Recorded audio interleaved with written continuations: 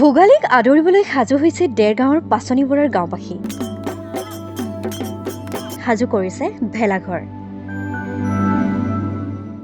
আজি উৰুকা, ৰাতিলৈ হাঁহে মাহে এসাঁজ খাব অসমবাসীয়ে।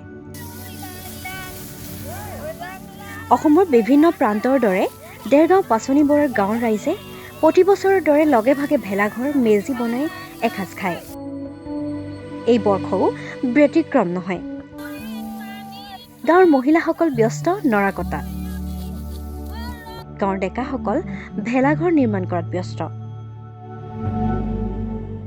এক চহা ছবি। ভেলাঘৰ নিৰ্মাণৰ মাজতে গাঁৱৰ ডেকা গাভৰু জ্যেষ্ঠ সকলোৱে মিলি আনন্দতে মতলীয়া হৈ জুৰিছে বিহুনাম।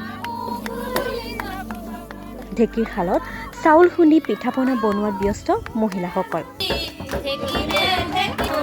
গাঁওবাসীয়ে জনোৱা মতে অসমীয়াৰ পৰম্পৰা নৱপ্ৰজন্মৰ মাজত জীয়াই ৰাখিবলৈ প্ৰতি বছৰে সমজুৱাকে ভোগালী বিহু উদযাপন কৰে।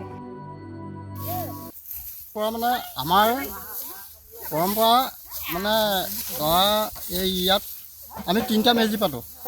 এটা গাঁত মেজিত পানী হিলৈ দিয়া হয়, এটা ৰাতি মেজি, এটা পুৱা মেজি, 3টা। আমাৰ ভোগালী বিহুটো এনেকৈ উদযাপন কৰোঁহত আমি ইয়াত বহুত ধৰণৰ আমি সৰু সৰু আছিলোঁ তেতিয়া, এইখিনিত আমি মেজি পাতোঁ। ইয়াতে 3টা মেজি হয়, এটা বহুত আঁতৰত পাতোঁ এইখন পথাৰতে। কিন্তু এতিয়া এই পৰম্পৰা যিটো বস্তু সেইটো অলপ হেৰাই গৈছে। সেইকাৰণে আমাৰ দুখ লাগে। আমি এমাহৰ আগৰ পৰা খৰি কাটোঁ। ইয়াত খৰি দম হৈ যায়, প্ৰায় 5-6 গাড়ী খৰি আমাৰ ইয়াত থাকে। গতিকে আমি তেনেকৈ উদযাপন কৰি আহিছিলোঁ। এতিয়া সেইখিনি আঁতৰ হৈ গৈ আছে লাহে লাহে। পৰম্পৰা যিবিলাক বস্তু আছিলে সেই বস্তুবিলাক এতিয়া অলপ হেৰাই গৈছে। এতিয়া বহুত ধৰণে বহুত কথা কৈছে, কিন্তু আমি পৰম্পৰা যিখিনি আমি উদযাপন কৰি আহিছিলোঁ সেইখিনি এতিয়া বৰ্তমান নাই যদিও অলপ হ'লেও আছে। সিমানেই আৰু।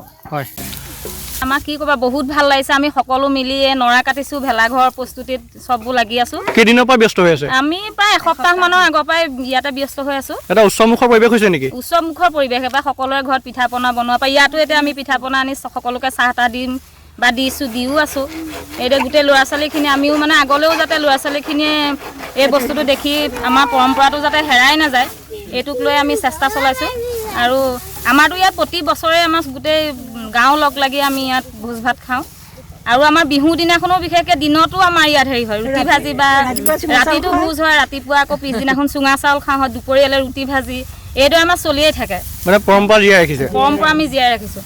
আৰু অসমবাসী ৰাইজলৈ আমি ইয়াৰ পৰাই সকলোকে বিহুৰ শুভেচ্ছা দিছোঁ। শেহতীয়াকৈ নতুন বছৰৰ শুভেচ্ছা জ্ঞাপন কৰিছোঁ। ধন্যবাদ। আজি বিহুটো অলপ বেলেগ, অতীতৰ বিহুটো অলপ মানে প্ৰকৃতিৰ লগত মিলা ভাল লাগিছে। এনেকৈ ধৰি লওক আমি জীয়াই ৰাখিবৰ কাৰণে সৰু ল'ৰা ছোৱালীবিলাকে ধৰি লওক আগলৈ শিকিব পাৰিব। গোটেই গাঁওখনে জড়িত হৈ আছে নেকি? জড়িত হৈ আছোঁ। পিঠা পনা বনাইছে? পিঠা পনা বনাইছোঁ।